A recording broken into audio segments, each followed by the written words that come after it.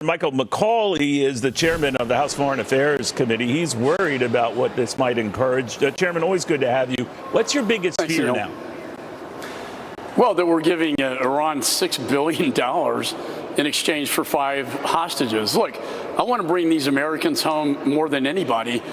But it seems like, the last trade we had with Brittany Griner, who was caught smoking a vape pipe, we sent the merchant of death, Russian arms dealer, in exchange. Now this time, $6 billion. Remember, the JCPOA was only $500 million.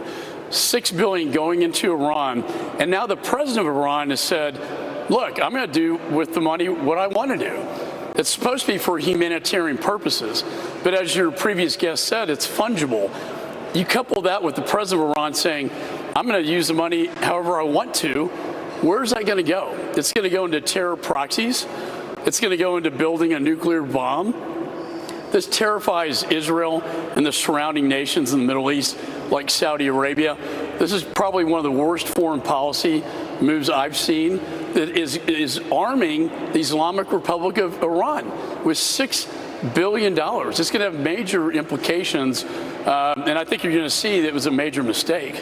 Congressman, we do know that the Iranians have responded, we'll spend this money essentially as we see fit, not as you, President Biden, or the White House or the USA sees fit, which now one's counter to what we were hearing from the White House. Do you know anything about that, whether they are violating that, whether the terms were in there or they were never in there to begin with? I don't think it was supposed to be the terms. It was supposed to be humanitarian. But again, trusting Iran on this issue is very naive. And I think it's a very naive foreign policy what they're doing. This will go into more terror operations where they try to kill Americans. They kill, Israelis. It funds, Hezbollah, Hamas in the region. And this is a lot of money. And so, the other thing is, it seems like the Iran nuclear deal is sort of being negotiated in the backdrop of all this, and they never notified Congress about this, which they're required to do by law. And so if they are doing something like this, they have to come before my committee and brief us. If I could switch gears, Chairman, I did want to get your thoughts, knowing you were coming on today, on Kevin McCarthy and this impeachment investigation, inquiry, whatever you want to call it. How do you feel about that? Some of your colleagues, even in your own party, are a little anxious about it. What about you? Well, as a former federal prosecutor, I look at it in that respect. Is there enough predication to open an investigation? I have serious concerns about $20 million coming through wire transfers to shell corporations in the United States, companies that the Biden family really had no interaction. They were not legitimate companies. I think there's enough predication now to open an investigation. I dealt with the campaign finance prosecutions in the late 90s.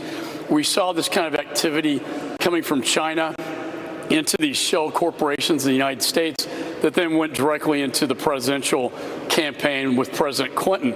This is the way they do business. So a lot of this stuff is energy companies that are related to Russia and then Chinese energy companies. The question, Neil, and the question that my committee will be focused on is what foreign policy decisions may have been impacted by this, this influx of $20 million coming into the Biden family through these foreign wire transfers. It raises some serious issues. Got it. All right, Chairman, thank you. I did want to get your thoughts on that. Michael McCaul of Texas, House Foreign Affairs Committee.